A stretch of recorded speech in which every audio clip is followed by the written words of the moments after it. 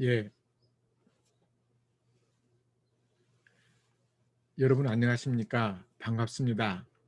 국민대 한반도 미래연구원이 주최하는 제10기 통일 콜로퀴움을 통해서 만나 뵙게 된 서울교육대학교 이인재 교수라고 합니다.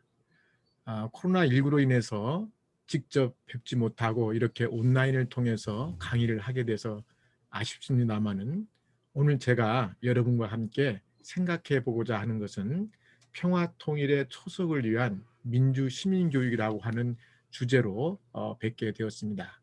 그러면 제가 준비한 화면 공유를 통해서 구체적으로 살펴보도록 하겠습니다. 예, 보시는 것처럼 오늘 여러분과 함께 평화 통일의 초석을 위한 민주 시민 교육이라는 주제를 가지고 말씀을 드리겠는데요. 잘 아시다시피 최근 통일 논의가 과거에 비해서 많이 바뀌었습니다. 그리고 그 통일에 대한 키워드도 평화 통일이라고 하는 것으로 바뀌면서 종전과는 다른 현재의 통일 환경을 고려하고 또 미래의 바람직한 통일을 앞당기기 위해서 필요한 내용들로 이 최근의 평화통일 교육이라고 하는 개념이 활용되고 있는데요. 구체적으로는 2018년도에 그 기존의 통일교육원에서 발간해 오던 통일교육 지침서라고 하는 그런 명칭이 통일교육의 관점 이렇게 바뀌면서 시작된 것이죠. 그래서 먼저 최근 통일 논의의 변화를 좀 살펴보겠고요. 두 번째는 이제 오늘 좀 제가 강조해서 말씀드리고자 하는 것은 통일 논의에서 민주 시민 교육의 이 접점이 있어야 된다, 또 필요하다, 중요하다는 관점으로 말씀을 드리고자 하겠는데 그 이유가 뭔가 하는 겁니다. 예, 제가 주로 교육대학교의 윤리교육과에 있으면서 미래 초등학교 교사가 될 예비교사들에게 종종 통일교육을 얘기할 때 그 민주시민으로서의 역량 함양, 또 좀 더 나아가서 바람직한 통일 시대에 필요로 하는 민주시민으로서의 인성, 자질 이런 얘기를 하는데요. 제가 아무래도 직접 학생들과 만나면서 경험했던 그 내용을 위주로 말씀을 드리고자 합니다. 오늘 제 얘기를 듣고 계시는 분들의 그 범위는 좀 다양하다고 봅니다. 학생분도 계실 수 있겠고요. 또는 교직원도 계실 수 있겠고, 아니면은 국민대 아닌 밖에서 이 통일에 대해서 관심을 갖고 이 어, 콜로키움에 참여하고 계시는 일반 시민들도 계실 겁니다. 제가 오늘 듣고 계시는 모든 분들의 그 어떤 입장이나 또는 어떤 그 위치를 다 맞춰가지고 일일이 말씀을 드리기는 곤란하고요. 주로 제가 그 교사 양성 기관에서 바라보는, 또는 조금 더 넓히면 교육계에서 바라보는 통일 교육, 그리고 그게 민주시민 교육과의 어떤 접목점은 무엇인지 하는 것을 좀 말씀을 드리도록 하겠습니다. 예, 본격적으로 말씀을 드리기 전에 한번 통일 논의와 관련해서 우리들이 항상 부딪히는 그런 것이 있는데요. 한번 좀 보실까요? 예, 지금 간단하게 제가 일종의 여러분과 함께 풀어봤으면 하고 해서 10가지 북한에 관한 내용을 진술한 그런 문항을 좀 가져왔습니다. 이게 쭉 한번 훑어보시고 여러분들이 저것은 맞는 진술인지 아니면 틀린 진술인지 하는 것들에 대해서 한번 이렇게 생각을 해주시면 좋겠습니다. 이를테면 북한의 국가는 애국가다. 이게 맞는 것일까요? 틀린 것일까요? 또는 북한의 국가는 진달래이다라는 그 이 진술이 맞는 걸까요? 틀린 걸까요? 예, 아마 많은 우리 남한에 계시는 분들이 이러한 북한에 대한 얘기를 들으면서 좀 갸우뚱하기도 하고 또 정확하게 알고 계신 분도 있겠고 긴가민가 하는 경우도 있겠습니다. 아무튼 제가 금년 초에 나왔던 그 통일연구원의 분석된 자료를 보니까 흥미로운 것은 이와 같은 질문 10개를 가지고서 시민들한테 측정을 해봤습니다. 실제로는 여기 제가 답을 다 놨는데요. 여기 이렇게 1번부터 5번까지는 다 맞는 진술이고요. 6번부터 10번까지는 틀린 진술입니다. 아마 이 가운데서 여러 선생님들께서 보시고 나는 이거 맞다고 생각했는데 왜 틀릴까? 이런 것도 있을 것 같은데요. 아무튼 이렇게 해서 봤더니 응답자들의 응답률을 보니까 실제로 정답이라고 이렇게 맞췄던 응답률은 이렇게 나왔습니다. 보시는 것처럼 2번 문항 같은 경우는 북한의 국가는 애국가이다에 대해서 정답률이 응답자의 15%밖에 안 됐다라고 하는 것은 대부분 이 문제를 틀렸다는 얘기잖아요. 그 정답률이 높은 것과 틀린 것, 뭐 북한 교육 과정에서 제1 외국어는 영어다라고 하는 이것도 지금 틀린 답이 31%까지 되었습니다. 그래서 10개 문항 중에서 우리가 보통 70% 이상 정도는 잘하고 있다라고 한다면 70% 이상이 넘는 것이 지금 하나, 둘, 조금 더 넓혀서 그러면 70%, 60% 여기 있는 것까지 하더라도 서너 문항밖에 안 됩니다. 다시 말씀드리면 아주 단편적으로 짧게 10개 문항을 통해서 우리가 북한에서 얼마나 알고 있는가라고 하는 그 논의를 할 때 이렇게 우리가 많이 모르고 있다. 즉 통일을 이렇게 나가야 되는 파트너로서 상대방을 우리가 제대로 알지 못하고 이런 게 뭐 잘못된 인식이랄까요? 또는 오해랄까요? 또는 왜곡된 정보랄까요? 이런 것에 의해서 상대방을 제대로 알지 못한 상태에서 어떻게 충분히 그 두 당사자들 간의 현재와 미래에 대한 논의를 해나갈 수 있을까 이런 이제 생각이 드는 겁니다. 그래서 우리가 향후 통일 교육을 함에 있어서 바로 이와 같은 우리가 놓치고 있는 부분에 대한 올바른 이해를 바탕으로 함께 논의를 해나가겠다 그런 얘기입니다. 그래서 실은 이제 우리가 알고 있는 것 중에 일종의 오류라고 생각될 수 있는 것이요. 북한에 대한 지식 수준이 높을수록 통일 인식은 긍정적일까 아닐까? 이를테면 가설로 풀어본다면 북한에 대한 지식 수준이 높을수록 통일 인식이 긍정적일 것이다. 이런 이제 가설을 우리가 세워본다면 이게 과연 맞는 건가? 아까 좀 보시면 알겠습니다만은 반드시 그렇지 않습니다. 또 우리는 자신의 지식 수준을 정확히 알고 있는가? 이를테면 내가 북한에 대해서, 내가 통일 문제에 대해서 정확히 알고 있느냐? 그래서 나의 어떤 그 삶의 수준을 뭐라고 스스로 평가할 수 있느냐? 또 이제 우리가 수많은 통일에 대한 관심도랄지 인식에 대한 조사 결과를 보게 되면 흔히 기성세대보다는 젊은 세대, 즉 2030 세대들에 대한 통일관이 좀 걱정스럽다. 또는 북한에 대해서 잘 모르고 있어서 걱정스럽다 등등의 이런 얘기들을 많이 하는데요.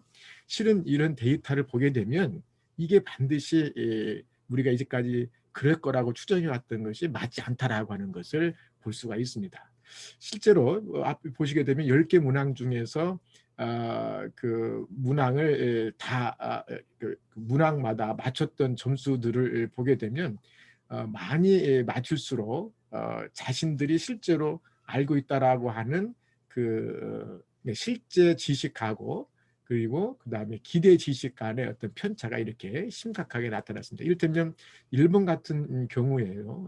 틀렸던 사람들 경우에도 지금 이렇게 내가 실제로 알고 있는 것은 없지만 그다음에 기대하는 지식은 높게 나와서 이런 편차가 크다. 또 연령대별로 보니까 20대, 30대와 50대, 60대 비교해서 실제 지식과 기대의 그 지식 간의 편차는 거의 없습니다. 유사합니다. 그러니까 우리가 봤을 때 이런 데이터를 통해서 보면 젊은 세대들이 북한에 대한 이해가 오히려 기성세대보다 더 높고 또 정확하다라고 하는 것도 알 수 있겠고요. 자, 그런데 이제 이런 것들이 이 통일 우리가 논의를 이끌어가고 또 통일 교육을 하는데 어떠한 시사점이 있을까 하는 것을 좀 생각해 볼 필요가 있겠습니다. 이분의 논의 속에서 그 더닝 크루거 이펙트라고 하는 그 내용으로 썼는데요. 아마 들어보신 분이 계실 겁니다만은 일종의 그 착각 현상 또는 인지적인 편향에서 나타날 수 있는 그런 것이 바로 더닝 크루거 효과라고 합니다. 여기 보시는 것처럼 특정 분야에 조금 아는 사람은 자신의 능력을 과대평가하는 반면 적당히 유능한 사람은 자신의 능력을 과소평가하는, 그러다 보니까 서로가 엇갈리는 어떤 인식과 태도로 인해서 전반적으로는 문제가 되는 것. 이를테면 잘 모르면 모른다라고 인정해서 배우려고 해야 되는데 오히려 모르는 사람은 다 알고 있다라고 과신을 해가지고 노력을 안 한다거나 본인이 알고 있는 그 왜곡된 지식을 가지고 전부인 것처럼 얘기하는 이것이 문제고요. 또 제대로 알고 있는 사람이 어쨌든 불안불안해하고 소극적으로 자신의 입장을 펴는 것을 주저주저 해가지고 오히려 올바른 인식의 전파나 이런 것들이 안 되고 있는 이런 현상이 있어서 우리 통일교육을 할 때도 없잖아. 이런 현상 때문에 어떤 그 북한에 대한 이해, 통일에 대한 올바른 관점을 세우는데 역효과가 있는 건 아닌가 하는 생각을 해보면서 향후 우리가 이제 통일에 대한 얘기를 할 때는 이런 부분에서의 어떤 오류가 없도록 해야 되는 것이 아닌가 하는 생각을 해봅니다. 그 더닝 크루거 효과와 관련해서 보면 보통 사람들은 특정 사안에 대해서 희망과 관심을 갖게 되면 마치 어떤 사안에 대해서 많이 알고 정확히 안다라고 이렇게 쉽게 생각하는데 꼭 그렇다라고 볼 수 없습니다. 우리가 어떤 대상이나 어떤 그 사건에 대해서 우리가 태도가 변화되기 위해서는 내가 어디까지 알고 있고 무엇을 모르고 있는지, 즉 무지의 지혜에 대한 이것이 정확히 있어야 됩니다. 무지에 대한 올바른 이해가 있어야 되는 건데요. 내가 무엇을 모르고 어디까지 모르는지를 모르면서도 다 아는 것처럼 허풍을 떠는 이런 현상은 오히려 문제를 해결하는데 도움이 안 해도 안 된다는 것입니다. 그래서 그런 것을 예방하기 위해서는 부단한 소통, 즉 제대로 알고 있는 사람과의 어떤 대화나 교류를 통해 가지고 자신의 부족함을 스스로 깨우쳐서 자신의 어떤 잘못된 식견이나 판단 그리고 행동에 대한 그 방향 전환을 할 수가 있어야 된다, 그런 얘기입니다. 결국은 그 무지와 그 다음에 어떤 공동체의 만남에서 보면 그 무지를 갖고 이런 그 과장된 자신에 대한 인식이나 또 지나치게 그 축소된 자신의 역량이 어떤 통일이라고 하는 공동체의 논의 속에서 얘기하다 보게 되면 오히려 오해와 갈등과 반목과 이런 것을 가져오기 때문에 문제가 된다. 우리가 앞으로 진정한 의미의 통일을 위해서 남한붙어서 뭔가 합의를 이끌어내고 또 그 통일을 위한 동력을 제대로 갖추기 위해서는 바로 올바른 통일에 대한 또는 북한에 대한 메타인지, 정확한 이해, 판단 능력 이런 것들이 필요하다라는 것을 말씀을 드립니다. 제가 조금 길지만 최근 통일과 관련해서 우리가 한번 스스로를 한번 되돌려서 생각해 봐야 될 그 관점에 대해서 혹시 나는 어떤 잘 모르면서도 과장되게 안다라고 해서 마치 타인에게 전문가인 것처럼 또는 자신 있는 것처럼 하는 것은 아닌지, 또는 제대로 알고 있으면서도 왠지 통일에 대한 얘기를 꺼낼 때 되면 스스로 위축되거나 또는 다른 사람들의 반응에 대해서 좀 그 주저주저하거나 두려움을 갖고 있어서 못하는 것은 아닌지 이런 관점에서 보자는 생각에서 말씀을 드렸습니다. 자, 그러면 최근에 통일 논의의 변화는 뭔가? 한마디로 평화통일이 키워드인데요. 이것이 나타나는 배경이나 또 목표, 중점, 방향과 방법에 대해서는 주로 이제 제가 예비교사들을 대상으로 하는 그 교육을 담당하는 초등교원 양성기관이 있다 보니까 주로 이제 학교의 통일교육에 관심이 있고 그 안에서 통일교육이라고 하는 것이 어떠한 패러다임과 흐름 속에서 있는가 하는 것들을 좀 살펴보겠는데 아마 어떠한 위치에 계시든 여러분들이 우리나라의 통일 논의 중에 상당히 중요한 파트를 차지하는 학교 통일교육에 대한 이해도 있으셔야 될 것 같아서 말씀을 드립니다. 아시다시피 우리나라의 통일 교육은 실은 정권의 변화와 맞물려서 다양한 명칭과 용어 또 강조점을 달리해가면서 해왔습니다. 여기 대표적으로 뭐 반공교육, 안보교육, 순공통일교육, 통일안보교육, 통일교육, 또 평화통일교육 등 명칭이 다양합니다. 명칭에서 우리가 통일교육에서 방점을 찍고 있는 것이 뭐다 이런 것들을 예측은 해볼 수 있겠습니다. 그리고 그러한 예측 속에서 저와 같은 통일 교육이 강조되던 시기에 우리 한반도를 둘러싼 대내외적인 통일 환경은 어땠는가 하는 것도 좀 염두에 예측할 수 있을 것 같습니다. 이를테면 안보 교육 그러게 되면 우리나라의 안전, 외부로부터의 그 침략으로부터서 우리나라 국민들 생명과 재산을 보호해낼 수 있도록 하는 데 초점이 있겠다 하는 것을 알 수 있겠고요. 반공, 이를테면은 공산주의를 실현한다. 공산주의 체제를 실현한다. 이런 얘기고요. 순공 그러게 되면 오히려 이제 공산주의를 이겨낼 수 있는 그런 측면에서의 통일교육 이렇게 되어 있는 것이죠.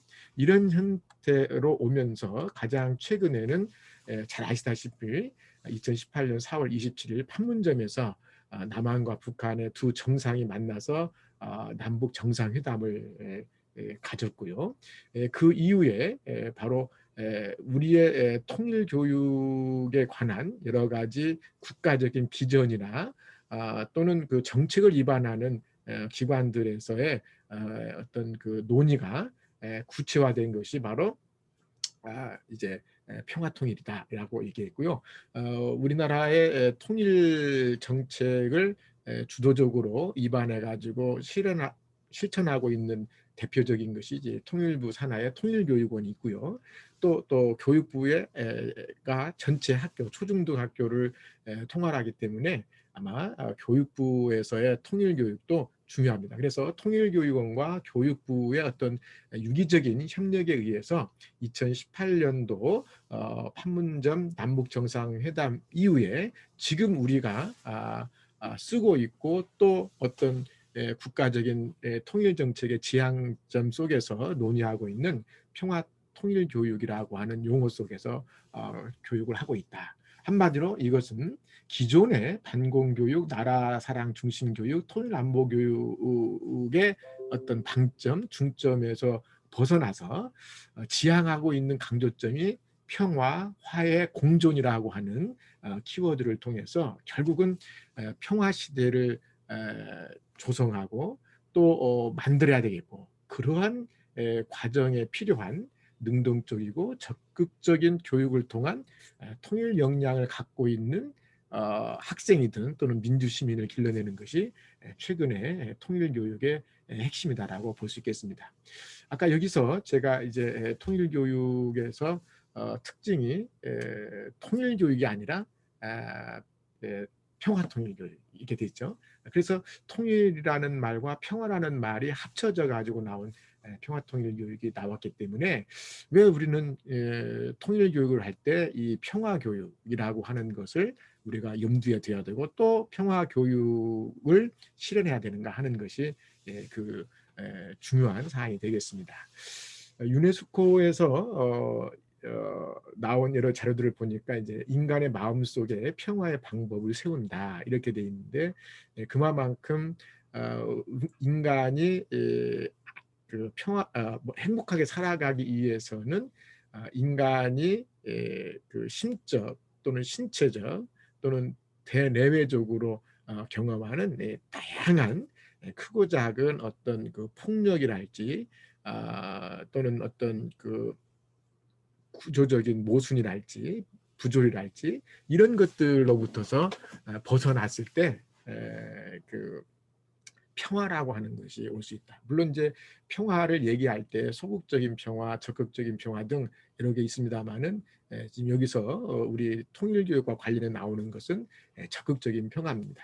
즉 그 폭력이 없는 그런 평화인데 여기서 즉 강조되고 있는 것은 그 눈에 보이는 어떤 폭력만이 아니라 눈에 보이지도 않는 그런 폭력까지를 포함하는 그리고요 또 눈에 보이는 전 인류가 지금 직면하고 있는 어떤 위기 상황으로서 폭력과 관련해서 살펴볼 수 있는 것은 뭐 핵 문제랄지 가난이랄지 또는 그 생태계의 파괴나 또 기후 변화로 인한 여러 가지 위험 또는 뭐 그 성이나 인종 차별 이런 것들이 다 포함됩니다. 뭐 그런 속에서 생겨나는 그 심적 또는 신체적인 어떤 그 피해 또는 위협 이런 것들이 없이 살아갈 수 있는 것이 이제 평화라는 개념이 있는데요. 바로 그런 것들이 우리의 통일 과정에서도 적극적으로 활용해야 된다. 통일을 생각하고 통일을 논의하는 과정에서 이 평화라는 가치가 구체적으로 통용되면서 구현될 필요가 있다. 이런 얘기입니다. 그래서 통일 과정의 평화적 실천을 위해 갈등 조정, 협력과 연대, 또 평화 감수성, 또 여러 공동체와의 공존 능력을 함양하는 것이 필요하고 이건 또 다시 자유, 인권, 평화, 민주주의 가치를 존중하고 민주 시민으로서의 필요한 핵심적인 역량을 갖추는 데 필요하다. 민주 시민으로서 살아가는 데 필요한 핵심적인 역량, 뭐 여러 가지 많이 될 수 있습니다만은 그 타인의 인권이나 또는 생명을 존중하고 또 다양한 관점으로 인해서 차이가 생길 수 있겠는데 그런 것들을 우리가 원만하게 평화롭게 해결할 수 있는 대화와 또 토론과 또 타협할 수 있는 능력 이런 것입니다. 그러다 보니까 상대를 나와 같은 한 인간으로서 존중하게 존중해서 인정하고 받아들이고 문제 해결에 있어서 동등한 파트너로서 충분히 그 상의할 수 있는 그런 존재가 된다. 이런 얘기죠. 그래서 여기 민주 시민성 함양이라고 하는 것은 뒤쪽에서도 통일 논의에서 민주 시민 교육에서 강조돼야 될 그런 내용과 방법에서 나오겠습니다만은 바로 이런 민주 시민으로 살아가는 데 필요한 자질, 역량으로서의 민주 시민성 자질입니다. 비판적인 능력, 그 다음에 타인에 대한 인정과 존중, 배려, 관용 이런 것들이 되겠다는 것을 말씀드립니다.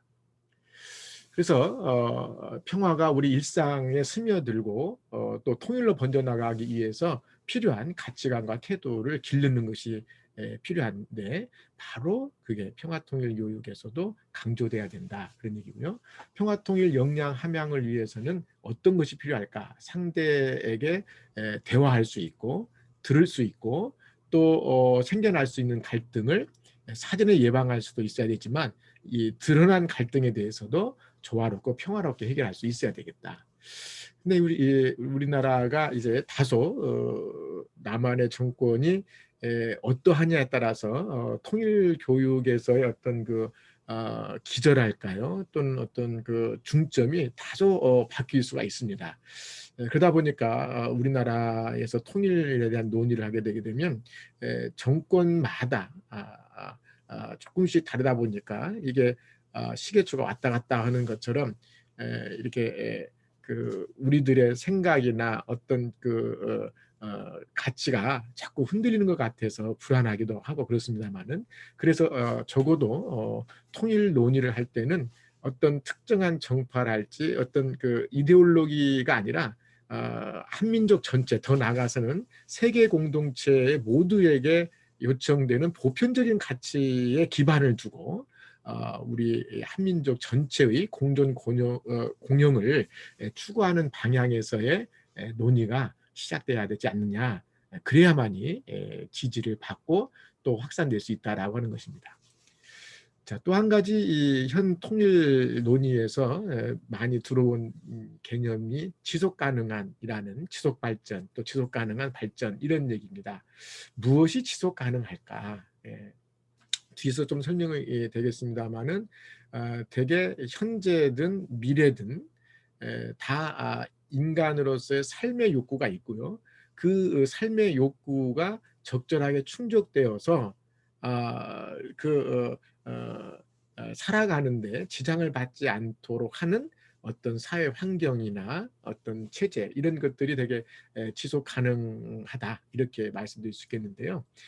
이제 우리가 평화통일 교육을 논의하는데 이런 지속 가능한 얘기를 해야 됩니다. 그 말은 우리 세대에게만이 필요로 하는 것에 국한되는 논의 안 됩니다. 우리 세대와 미래 세대. 우리 세대라고 하는 것은 통일을 준비해가는 세대라고 얘기할 수 있겠고, 미래 세대는 통일이 된 이후에 함께 살아가는 세대가 되겠죠. 우리 세대도 갈등이 있을 수 있겠지만 통일이 된 이후에도 갈등이 있을 수 있겠습니다. 어쨌든 어떠한 상황에 있든지 간에 각자의 삶에 대한 욕구가 적절하게 충족되고 평화가 유지되어서 이루어지는 그런 상태가 지속 가능한 발전이 되기 때문에 통일교육의 논의에서도 그런 것들이 필요하다. 즉 그러기 위해서는 평화를 위한 교육이 강조돼야 되겠고, 남북 간 서로 간의 다름을 인정해야 되겠고, 주민의 편견을 서로를 편견 없이 바라볼 수 있는 태도가 필요하다라고 말씀드릴 수 있겠습니다. 그리고 모든 통일 논의에 있어서는 어느 특정한 집단의 일방적 주장은 굉장히 위험하죠. 어떤 집단이 통일에 대한 주도권을 가져야 된다. 이것도 굉장히 위험한 생각입니다. 우리 모두의 문제이고 우리 모두가 머리를 맞대고 해결해 나가야 될 공동의 과제이기 때문에 중요한 부분은 충분히 모든 논의의 어떤 대상이나 어떤 내용을 열어놓고, 즉 개방적인 그런 분위기 속에서 합리적으로 따져가야 됩니다. 그냥 피상적이거나 감정적이나 격정적으로 우리가 통일 문제 또는 통일 이후의 문제를 바라봐서는 안 된다, 그런 얘기입니다. 그래서 국민의 사회적 합의에 기초한 그런 통일에 대한 논의, 또 그것을 중시하는 통일 교육이 돼야 된다라고 하는 것이 최근에 평화 통일 교육이라고 하는 용어 속에 들어가 있습니다. 서로 존중하고 최소한의 공통점을 도출하고 확산해가는 노력이 필요하겠고요. 민주주의에 대한 이해는 필수적입니다. 그 민주주의에 대한 이해와 또 민주 시민으로서의 자질은 바로 대화와 합의를 모으는 능력이 되겠죠. 결국은 우리가 통일 논의를 이와 같은 지속 가능한 또는 평화 교육적인 관점 또는 민주 시민 교육적인 관점에서 하게 되면 그게 다 통일 역량을 키우는데도 또 민주 시민으로서의 자질을 함양하는 데 다 도움이 된다라고 생각이 됩니다. 그래서 실은 뒤에서 제가 민주 시민 교육의 과제라고 해서 민주 시민 교육에 대한 카테고리를 좀 좁혀서 보려고 합니다만은 이미 현행 평화통일 교육이라는 용어 속에는 평화, 지속 가능한 발전, 민주시민교육 이런 세 가지 중요한 요소들이 결합되어 있다고 보시면 되겠습니다. 이러한 배경 속에서 평화통일교육의 목표가 수립되어 있는데요.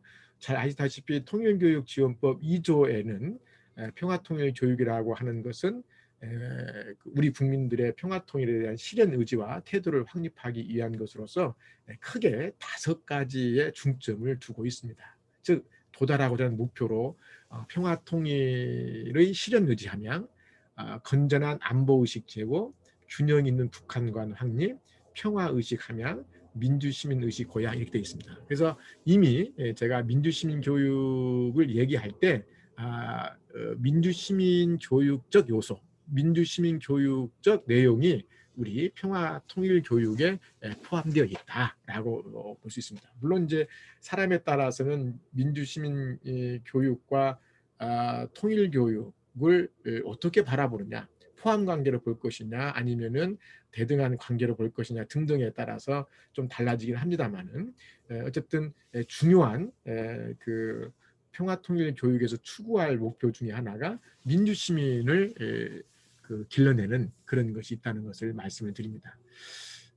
그 많은 통일에 대한 전문가분들이 우리 통일교육의 목표가 어떤 경우는 좀 상호 모순적인 것도 있고 또 피상적이어서 통일 교육을 하는 입장이나 또는 통일 교육에 참여하는 그 대상자들도 헷갈리거나 그리고 또 그러다 보니까 내 문제가 아닌 것처럼 생각하는 것이 상당히 안타깝다라는 그런 말씀들을 많이 하는데 저도 나름 이쪽 분야에서 통일 교육을 해오면서 느끼는 것 중에 하나는 정말 그런 것 같습니다. 그 건전한 안보 의식이라고 했을 때 이 건전한이라고 하는 말이 어디까지인가, 또 건전한이라고 하는 것은 판단 대상이 누군가, 이런 것도 조금 애매해 보이고요. 균형 있는 북한관이라고 할 때도 물론 이제 어떤 치우치지 말자, 또 제한된 정보에 의해서 판단하지 말자라고 하는 그런 뉘앙스가 강합니다만은 그 어떻게 하는 것이 균형 있는 북한관인가 하는 것도 좀 애매합니다. 특히 우리가 균형 있는 북한관이라고 했을 때 북한은 우리에게 어떤 대상입니까라고 물어보게 되면 이 통일교육지원법에서 나와 있는 것처럼 현실적으로 위협의 실체가 될 수도 있으면서 또 통일을 위해서 함께 논의하고 살아가야 될 동반자 관계라고 되어 있습니다. 상당히 위협의 존재이면서 동반자라고 하니까 어른들도 그 말이 어떻게 이해해야 될지 애매한데 더더군다나 이제 청소년이랄지 더 나이가 어린 세대들에게 있어서 어떤 이중적인 이 관점을 어떻게 이해시킬 거냐, 그게 바로 그리고 올바른 북한관이냐 이런 것도 굉장히 좀 애매하긴 합니다. 그래서 상당히 앞으로 이제 통일교육을 할 때 그런 부분에 대해서도 고민이 되면서 해야 되는 그런 것이 이제 우리들의 과제가 되겠는데요. 그래서 이런 목표하에서 통일교육 15개항을 보시게 되면 통일 문제에 대해서 6개항, 북한 이해에 대해서 3개항, 남북관계 3개항, 통일미래상 3개항이 있습니다. 아까 북한 이해와 관련해서 균형적인 시각이 필요하다고 그랬지 않습니까? 그런데 여기 나와 있는 것처럼 북한의 이중성, 경계 대상이자 협력의 상대다. 이게 상당히 모순적인데 이를 어떻게 하는 것이 제대로 된 이해인가 하는 것이 이제 구체적인 사안 사안마다 좀 다르다는 것이죠. 북한 이해는 객관적 사실과 인류 보편적 가치 규범의 기초에서 그 해야 된다.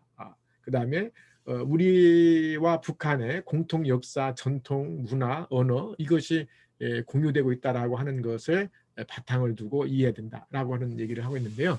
여기 나와 있는 통일교육을 할 때 좀 염두에 두어야 될 몇 가지 원리라고 할까요? 아무튼 기본 방향 같은 경우는 우리가 좀 놓쳐서는 안 될 그런 것입니다. 이걸 보시다 보면 아마 그 독일의 통일이 이루어지는 과정에서 독일의 민주시민교육 또는 조금 넓히면 독일의 통일교육 과정에서 보게 되면 아마 우리가 그쪽의 그 경험을 많이 벤치마킹하다 보니까 이렇게 구조적으로나 어떤 키워드적으로도 닮아 있는 부분이 많이 있는데요. 그 당시에 독일에서의 어떤 시민교육 또는 통일교육에 관한 것도 지금 현재 우리가 통일교육 15개 항이라고 하는 이 그 내용들하고 상당히 닮아 있는 것이 많이 있습니다. 이를테면 통일 문제와 관련해서 한반도 문제뿐만 아니라 동북아 세계 평화의 번영에 기한다. 이런 그 맥락도 독일에도 동서독 간의 문제뿐만 아니라 유럽 더 나아가 전 세계의 어떤 그 관계 정립에도 영향을 미친다라고 하는 것도 있거든요. 예. 이게 뭐 통일은 민족 문제이자 국제적인 문제이다. 또 이렇게 되어 있습니다. 다만 이제 우리는 남과 북이 소위 말하는 전쟁이라고 하는 것을 겪고 난 이후에 지금도 지금 그 종전이 아니라 휴전 상태다 보니까 안보라고 하는 것이 1차적으로 확립이 된 이후에 통일에 대한 논의가 가능하다는 것이 지금 확고하게 돼 있죠. 그다음에 평화는 한반도 통일에 있어서 최우선돼야 될 가치다 이렇게 되어 있고 국민적 합의를 통해서 통일은 그 실천돼야 된다 이렇게 되어 있습니다. 이러한 그 중점 방향 하에서 통일 교육을 할 때는 올바른 북한 인식과 균형적인 북한관, 건전한 안보관, 또 그 분단으로 인한 여러 가지 고통과 아픔을 갖고 살아가는 사람들에 대한 어떤 그 감수성 이런 것이 있어야 되겠고 그걸 통해서 통일의 어떤 필요성도 느끼고 또 통일에 대한 어떤 그 관심과 열정을 갖게 하는 것도 필요하다는 얘기고요. 그 다음에 그 북한은 나와 무관한 존재가 아니라 나의 정치 경제 또는 뭐 다양한 측면에서 그 관련이 돼 있는 그런 어떤 대상 또는 국가라는 것으로서 이해할 필요가 있겠다. 또 통일에 대한 공감대를 확대하고 또 그 통일 미래에 대한 어떤 비전을 좀 그 정확히 제시해서 그게 맞는 그 어떤 삶의 자세를 갖추고 건전한 민주시민으로서 성장하도록 해야 된다 하는 것이 내입니다. 자, 그러니까 이제 조금 구체적으로 보게 되면은 이제 여러 가지 평화 통일을 위해서 우리가 고려할 부분이 나오는데요. 이 평화 통일을 위한 고려 사항들은 이제 저와 함께 오늘 만나고 계신 여러 스님들이 그 장차 사회 통일 교육 관련해서 일을 하시든 또 학교 교육과 관련해서 일을 하시든 아니면 뭐 시민 단체의 일원으로서 통일 문제에 대해서 관심을 갖고 참여하시든 다 필요로 하는 어떤 통일 교육의 중요한 내용과 또는 어떤 기본적인 방법이 아닌가 하는 생각이 듭니다. 특히 한반도 분단을 극복하고 평화를 구축해서 통일로 나가야 되는 좀 과정 중심 또 절차 중심 그 점진적인 통일 이런 것들이 이제 여기 나와 있는 거죠. 자, 통일이 우리들의 삶에 있어서 지상 목표로만 간주될 필요는 없다. 그러나 통일은 필요하다고 생각해서 통일을 위한 여러 가지 필요한 역량을 직결시키고 또 문제 해결을 위해서 적극 참여해야 된다라고 하는 것이 이제 첫 번째 한반도 평화 체제 구축을 통한 통일의 과정 이게 평화와 통일의 만남이 되겠습니다. 나와 이웃 사이의 평화에 대한 고민, 가장 비평화적인 관계인 남북에 대한 새로운 이해, 탈북 학생과의 공존은 바로 미리 온 통일을 우리가 경험해보고 그로부터서 그 통일이 되었을 때 예상되는 어떤 불편이나 고통이나 문제를 최소화할 수 있는 그런 것이다. 이런 얘기입니다. 그래서 이런 것들이 학교 통일 교육이 됐던 사회 통일 교육이 됐던 에서 상당히 기본적으로 강조돼야 될 그런 얘기입니다. 통일 역량과 평화 감수성 제고 그리고 그것을 위해서는 통일 문제는 뭔가 특정한 시기에 또 어떤 계기가 있을 때만이 그게 가능하다라고 하는 것은 일종의 좁은 생각입니다. 통일 문제는 바로 우리들의 일상의 삶의 문제와 직결되어 있다라고 하는 것을 인식할 필요가 있는 것이죠. 그게 정치적으로든 국제 정치든 경제적으로든 안보적인 측면이든 다 연관되어 있다라고 하는 것입니다.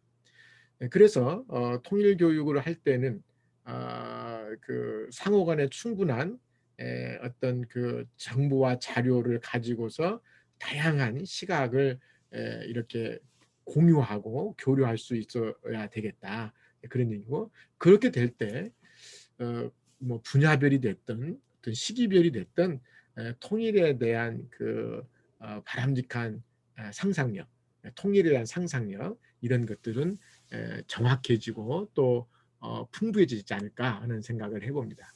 그래서 결론적으로 최근 우리 학교 교육이 됐든 또는 사회 통일 교육이 됐든 통일 교육의 화두는 평화 통일 교육이고, 그 평화 통일 교육은 다시 평화를 위한, 평화에 의한, 평화를 지향하는 통일 교육 뿐만 아니라 통일의 감수성을 갖고 일상 속 평화를 실천하는 통일 대비 역량이 강화될 수 있는 교육. 학교 교육 과정이 됐든 사회 통일 교육 과정이 됐든 간에 통일 교육의 과정 속에는 바로 민주시민 교육이 불가피하게 들어와야 된다. 민주시민 교육에서 특별히 더 좀 통일 교육과 관련해서 접목이 높은 것은 바로 그 통일에 대한 상당히 그 논쟁적인 이슈, 어느 한쪽으로 쉽게 정답이다 아니다라고 말하기 어려운 관점에 따라서 또는 입장에 따라서 다양하게 나올 수 있는 그런 그 논쟁적인 통일 이슈에 대해서 일방적인 어떤 주입 교육이 아니라 또 무조건 배제하거나 논의를 못하게 막는 것도 아니라 충분히 의미 있다라는 전제하에서 오픈시켜 놓고, 그러나 인간이 갖고 있는 이성에 의해서 하나하나씩 따져가면서 어떤 관점, 입장 또는 어떤 대안이 더 바람직한 것인가를 합의를 통해서 도출해내는 과정, 또 실제로 그렇게 그런 그 비판적인 사고와 판단과 의사결정, 그에 더한 실천이 가능한 그런 시민들을 길러내는 것이 바로 평화통일 교육에서도 필요하다라고 하는 얘기를 말씀을 드립니다.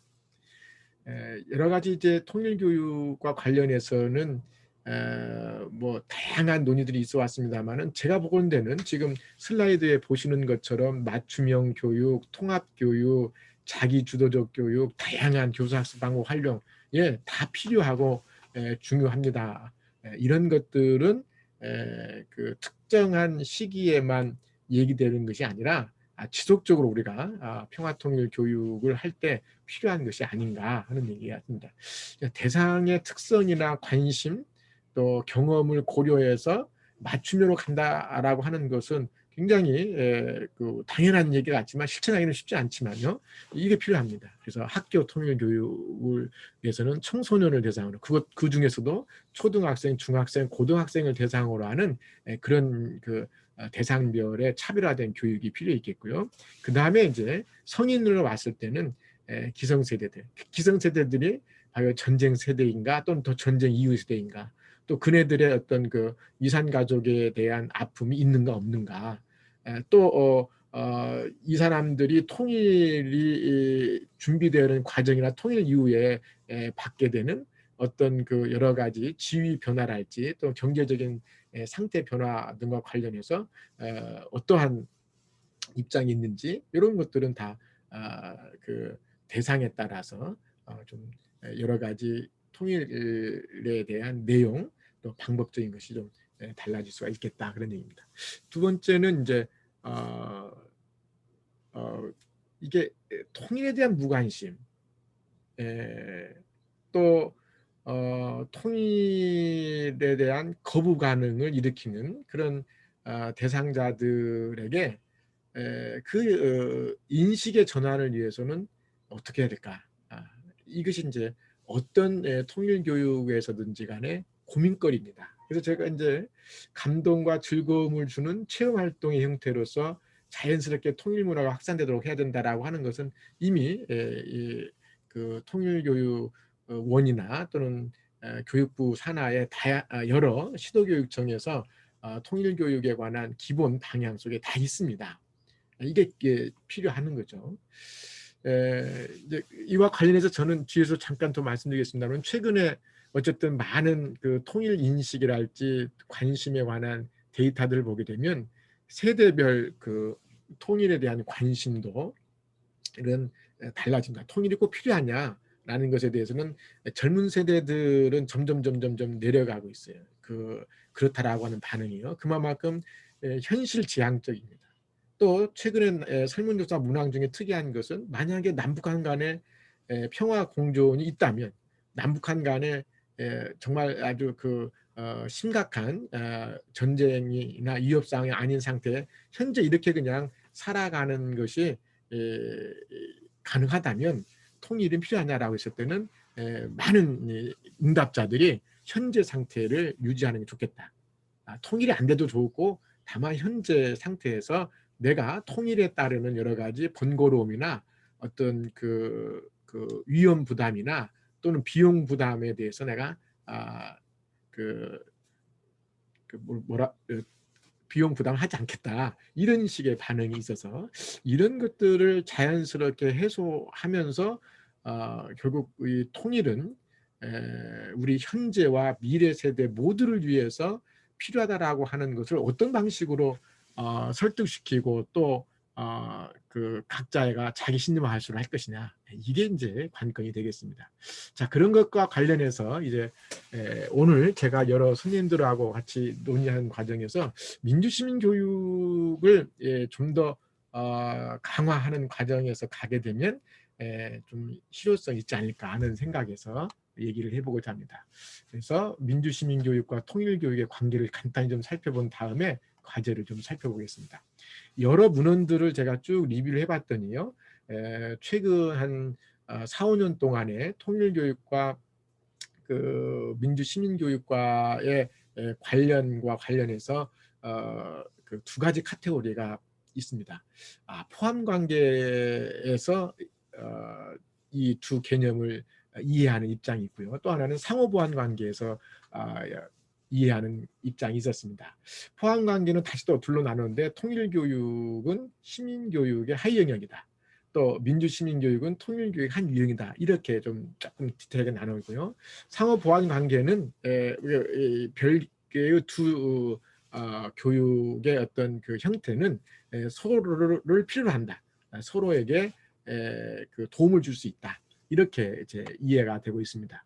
그래서 포함관계와 관련해서는 통일교육이 민주시민교육의 하위 영역이니까 민주시민교육이라고 하는 범주 안에 통일교육이 있다라고 하는 것인데요. 여기의 핵심은 그러니까 모든 민주시민교육은 바로 자유와 민주주의를 통해서 강조하는 거고, 이건 바로 이제 우리가 통일을 얘기할 때도 기본적인 기준 또는 어떤 기초가 돼야 된다, 이렇게 돼서 통일교육과 민주시민교육에서는 민주시민교육이 선행하는 개념이다, 이런 입장이죠. 이와 관련해서는 최근에 이제 탈이념화되고 다원화된 세계 질서에 알맞게끔 자유민주주의를 통일교육의 목표, 지금 세상은 이념의 대립이 아니라 실리 위주의 어떤 이합 집산이 가능한, 그리고 인종, 문화,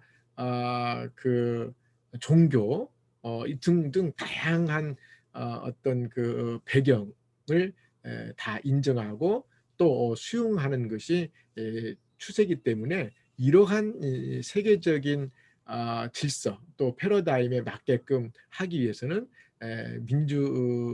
시민교육에서 강조하는 자유민주주의라는 가치를 함양시켜야 된다, 이렇게 되어 있습니다. 그래서 민주시민성 함양이 주가 되면 그 과정에서의 통일교육이 된다는 거죠. 이와는 좀 다른 측면입니다만, 민주시민교육은 통일교육 한 영역이다라고 이제 얘기하는 입장에서는, 우리가 통일로 진정으로 나가기 위해서는 민주시민교육이 필요하나, 또 통일 역량 함양을 위해서도 그렇고, 통일이 되는 과정이나 통일 이후에 남북한이 모두가 원하는 바람직한 공동체를 위해서도 바로 민주시민교육이 필요하다. 민주시민이 양성돼야 된다. 이런 얘기입니다.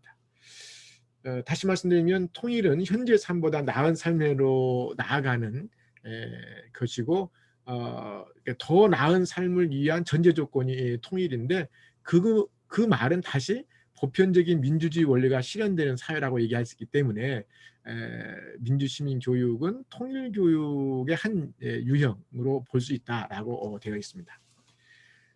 보안관계를 얘기하는 분들은 이제 주로 통일교육의 과정이나 논의에서 아주 중요한 것이 다양한 관점과 그 견해, 입장이 이게 수용이 되고 또 충분히 논의되어서 공동의 합의를 통해서 문제가 결정돼야 된다라고 하는 것입니다. 그러니까 이것은 바로 민주시민교육에서 강조하는 시민역량 함양을 위해서 필요하다 하는 가치나 내용들을 가르치는데 그것이 통일교육에서도 필요하다라고 하는 것입니다. 한마디로 통일교육은 민주시민교육의 일환이기도 하고 또 민주시민교육은 통일교육의 요소를 포함해야 되는 뗄래야 뗄 수 없는 관계다 이렇게 얘기를 하고 있는데 제가 보건대 충분히 일리가 있고 저도 통일교육을 함에 있어서 민주시민교육적 어떤 관점, 방법, 내용이 서로 유기적으로 결합되어서 해야 된다라고 보고 있는데요. 그중에 저는 조금 비판적 사고 능력이나 토론 능력을 통해서 합리적인 갈등을 해결하도록 갈등을 합리적으로 해결하도록 하는 것이고요. 이때는 바로 민주적 기본 가치인 상대방에 대한 인정과 존중, 대화와 타협, 그 다음에 그 충분한 그 합의에 의한 문제 해결 이런 것들이 핵심이 되고 있다라고 말씀드릴 수 있겠습니다. 그러면서 뭐 저뿐만 아니라 뭐 많은 분들이 이 민주시민교육의 원칙을 얘기할 때 많이 드는 것이 바로 독일의 민주시민교육의 어떤 원칙 또는 정치교육의 원칙으로 활용되었던 보이첼스바 합의가 되겠습니다. 76년에 나왔는데요. 이게 세 가지 원칙입니다. 교화 세뇌금지 원칙, 모순 인정의 원칙, 참가자 중심의 원칙 이렇게 되어 있습니다. 교화 세뇌금지 원칙이라고 하는 것은 사람들의 자유로운 생각을 어느 한쪽으로 유도해서도 안 되고 자유로운 가치 판단을 저지해서도 안 된다. 모순 인정의 원칙은 학문 분야와 정치에 있어 논쟁거리가 되는 것은 수업 시간에도 논쟁을 제시해야 된다. 특히 학교 통일 교육을 하실 때 대개 교사분들은 이 부분에 있어서 굉장히 걱정도 많이 하시고 주저하십니다. 내가 이런 얘기를 수업 시간에 했을 때 학생들이 듣고 또 집에 돌아가서 학부모와 얘기하는 과정 속에서 혹시 내가 특정한 가치를 주입시켰다라고 해서 뭔가 항의를 받지는 않을까 이렇게 되어 있거든요. 우리 그 통일교육지원법에서도 통일교육을 할 때 특정한 가치나 뭐 어떤 편견 이런 것들을 일방적으로 주입하거나 하는 뭐 이렇게 하는 것은 이게 뭔가 처벌의 대상이 되는 것처럼 표시가 되어 있습니다. 그러다 보니까 더욱더 위축될 수도 있는 것인데요.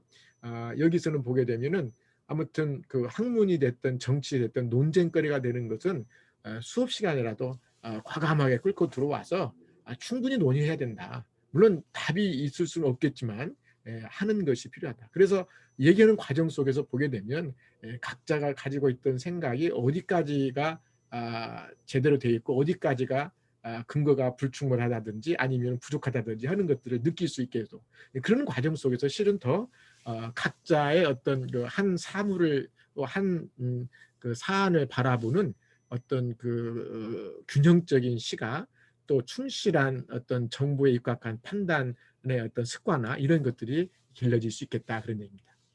세 번째 참가자 중심의 원칙인데요. 자신들 앞에 놓인 정치적인 상황과 요구를 판단할 수 있도록 지도해야 되고 자신의 이익에 맞게 정치적 상황에 영향을 주는 수단과 방법을 모색하는 데 도움을 줘야 된다라고 되어 있습니다. 이건 좀 통일 논의에 있어서는 가급적이면 나와 거리가 먼 문제, 내 문제가 아닌 것이 아니라 내 문제화 시킬 수 있도록 하는 전략이 필요하다라는 것을 잘 드러내주고 있고, 실제로 독일의 그 정치 교육 또는 시민 교육에서 이 참가자 중심의 원칙에서는 뭔가 그 논의에 참여한 사람들에게 어떤 논의되고 있는 부분들이 다 뭐 직접이든 간접적이든 그 곧 일어날 수도 있거나 또는 길게 시간이 지난 다음에 일어날 수도 있거나 아무튼 연관돼 있다라고 하는 관점에서 얘기를 하게 되면 훨씬 더 자기 주도적이고 정성을 다해서 참여할 수 있어서 효과가 있다, 이런 얘기입니다. 저는 바로 이제 이런 보이테스바에서 얘기했던 이런 것들이 한국적인 상황에 잘 접목되어서 통일 논의에서 민주시민교육적 내용과 방법으로 활용할 필요가 있겠다. 실은 오늘 제가 한 50여 분 정도에 말씀드리고자 했던 핵심은 여기가 있는데요. 이걸 위해서 지금 조금 길게 여러 가지 주변을 좀 이렇게 살피면서 왔습니다. 그래서 통일 교육에서 이제 평화통일 교육이 있죠. 평화통일 교육에 있어서 민주시민 교육적인 요소를 어떻게 접목시키는 것이 효과적일 것이냐. 지금 이제 저와 같이 학교 통일 교육에 보다 더 가까운 거리를 갖고서 이렇게 있는 분들, 사회 통일 교육에서는 주로 이제 성인들을 대상으로 하는 것이 되겠죠. 물론 사회 통일 교육에서도 청소년들을 대상으로 뭐 성인과 함께하는 프로그램도 있을 수 있겠고요. 청소년들의 통일에 대한 감수성이나 바람직한 안보관 형성을 위해서 하는 체험 활동도 있을 수 있겠습니다만은, 어쨌든 어디에서 하든지 간에 적어도 민주시민 교육적 요소라고 하는 경우는 열린 마음과 자세를 가지고 주어진 논쟁적인 요소에 대해서 충분히 듣고 토론하고 최대한 어떤 합리적인 결론을 도출할 수 있는 그런 어떤 그 논의의 패턴이 일상화돼야 되는, 이것이 이제 우리가 그 평화통일 교육에서 민주시민 교육적인 요소가 아닌가 하는 생각이 듭니다. 통일 파트너로서 북한이나 북한 주민에 대한 객관적인 이해가 실은 전제돼야 되고요. 또 이를 위해서도 필요합니다. 우리가 이제까지 해왔던 그 통일 교육의 성과를 우리가 송두리째 거부해서도 안 되고 거부할 명분도 없습니다. 나름 여러 측면에서 긍정적인 것도 있었지만 또 앞으로 우리가 그 통일 교육에서 그 해야 될 것을 생각해 보게 되면 부족한 점도 있거든요. 그 중에 제가 보건대는 우리가 북한에 대한 이해가 과연 제대로 있었을까? 우리가 좀 최근에 약 4만 명 가까이 탈북민들이 남한 사회에 정착하고 있습니다만은 그분들과의 어떤 그 편견 없는 차별 없는 소통도 있는가? 그분들이 남한 사회에 적응하는 과정 속에서 겪었던 것을 우리한테 준 걸 보게 되면 꼭 그렇지 않은 것 같아요.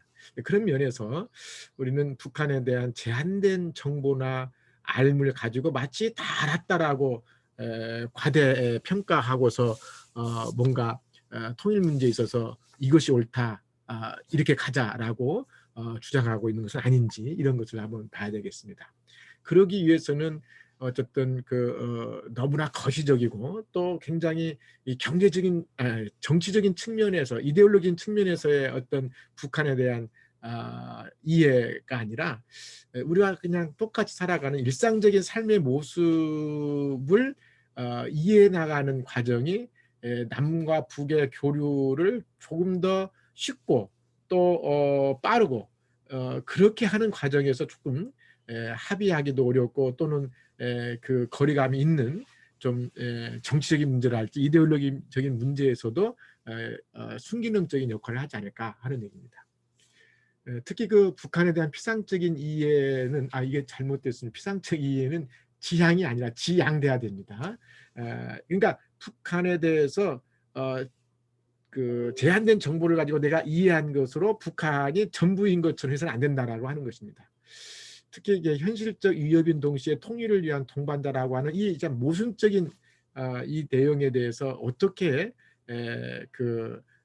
헷갈리지 않도록 또는 그 피상적으로 이해되지 않도록 할 것인가가 최대의 과제입니다. 그다음에 통일에 대한 다양한 논쟁의 이슈를 바탕으로 주입식 교육을 우리가 개선해야 된다. 경우에 따라서는 주입식 교육이 일정 부분 필요한 부분도 있겠습니다만은 그 보다 장기적인 면에서 효과적인 것은 각자의 의견이 무엇인지, 왜 그런지, 타인의 견해에 대해서 나는 어떠한 그 생각을 갖고 있는지, 이 타인의 관점이 어떤 근거로 받아들일 수 있고 아닌지, 나의 근거가 어디가 박약한지 또는 충실한지, 이런 것들을 통해서 각자가 갖고 있는 제한된 시야나 관점을 넓혀주고 풍부해줄 수 있는 좋은 방법이 바로 토론입니다.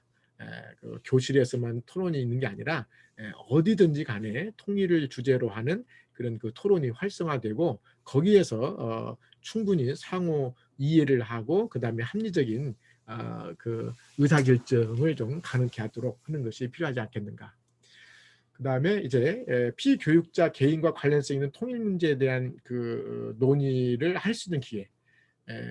나와 무관한 먼 나라의 얘기가 아니라 당장은 아닐지라도 나에게 닥칠 수 있는 문제라고 하는 그런 요소들을 우선 잘 추출해 가지고 해야 되는 것이 아닌가.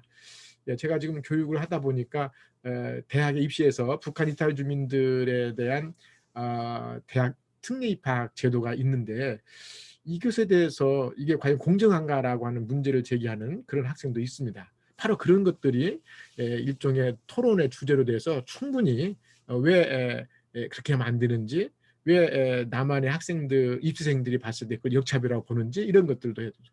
그다음에 군복무도 마찬가지고요. 또 통일이 된 다음에 나의 직업은 어떻게 바뀔 것이고 또 내가 할 수 있는 것은 무엇인지, 통일이 되었다면 지금보다도 어떤 면에서 직업의 어떤 다양화랄지 풍성화가 있을 수 있겠는지를 상상을 해가지고, 그렇다면 통일에 대해서 내가 그 찬성하고 적극적으로 통일되기 위한 노력을 해야 되는데 어떻게 할 것인지, 이런 부분들에 대한 얘기를 할 수 있는 그런 기회가 많이 나타나는 그런 그 통일교육, 즉 민주시민교육적 요소가 포함되는 것입니다.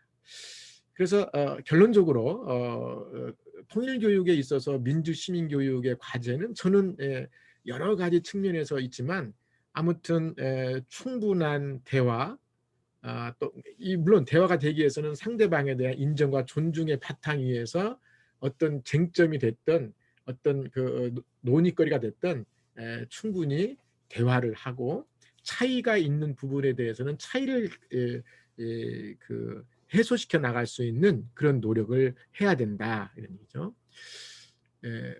우리가 보통 강단에서 질문을 잘하는 사람이 제대로 안다라는 얘기를 하거든요. 질문이라고 하는 것은 전혀 모를 때 하고 다 알아버리면 안 나옵니다. 뭔가 어렴풋하게 알고 있는데 아주 정확히 모르거나, 또는 또 뭔가를 더 알아야 자신이 생각하는 어떤 그 해답을 얻을 수 있을 때 질문이 생기는 겁니다. 결국은 통일에 대한 그 그 감수성이랄지 올바른 이해도 이런 이 통일 교육 논의를 통해서 가능한 것이 아닐까 하는 생각이 들고요. 그런 의미에서 이제 다시 그 민주시민교육적 요소가 포함되는 통일교육의 과제는 일단 현재 세대와 미래 세대에 대한 책임과 의무가 바로 이 통일이라는 용어 속에 우리가 가져야 될 부담인데요. 그런 관점에서 지속 가능한 발전이라는 개념이 정확하게 통일 논의에 들어와야 됩니다. 그 Our Common Future라는 책에 보면 지속 가능한 발전이라고 하는 것은 미래 세대가 그들의 필요를 충족할 수 있는 능력을 저해하지 않으면서 현재 세대의 필요를 충분히 고려하는 발전입니다, 이렇게 얘기했습니다. 그래서 통일 준비 세대와 통일 이후 세대 간의 요구가 충족되기 위해서는 바로 공존 공영, 자유, 평화, 인권, 민주주의, 다문화, 세계시민, 다양성, 이러한 키워드들이 통일 논의 속에 함께 결합되어서 조화를 이루면서 논의되고 또 선택되고 해야 된다, 이런 얘기입니다.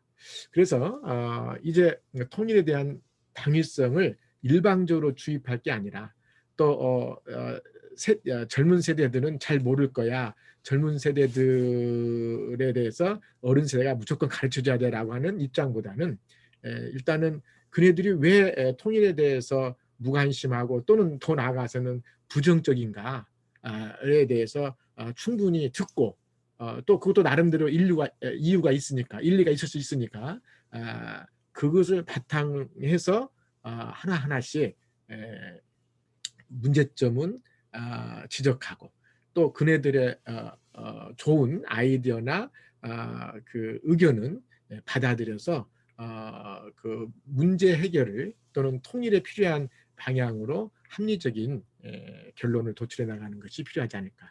즉 개방적인 태도와 비판적 사고 능력의 함양은 민주시민교육의 대표적인 그 방법적 또는 내용적인 요소로서 바로 통일교육에 있어서 핵심이 된다라고 하는 것을 말씀드리고 지혜, 존중, 배려, 관용, 정의, 협동, 책임이라는 가치가 민주시민교육에서 강조하는 가치라고 하는 것을 다시 한번 말씀드리고서 어쨌든 평화 시민성을 함양하는 통일교육으로서의 민주시민교육의 과제가 많다. 학교 교육이든 사회 교육이든 통일교육에 관여하시는 분들은 이런 점에 유의해서 함께 지혜를 모아야 된다라는 생각으로 말씀을 드렸습니다. 예, 조금 길게 제가 말씀을 드린 것 같습니다만은 오늘 제가 그 준비한 평화통일의 초석을 위한 민주시민교육으로서 주로 그 개방성의 바탕을 둔 상호 존중과 그 다음에 다양한 입장에 대한 인정 그리고 또 차이 부분에 대해서는 충분한 논의를 통한 어떤 의사결정을 하는 것이 필요하다라고 하는 것을 말씀을 드렸습니다. 예, 긴 시간 경청해 주셔서 고맙습니다. 이상 제 강의를 마치도록 하겠습니다.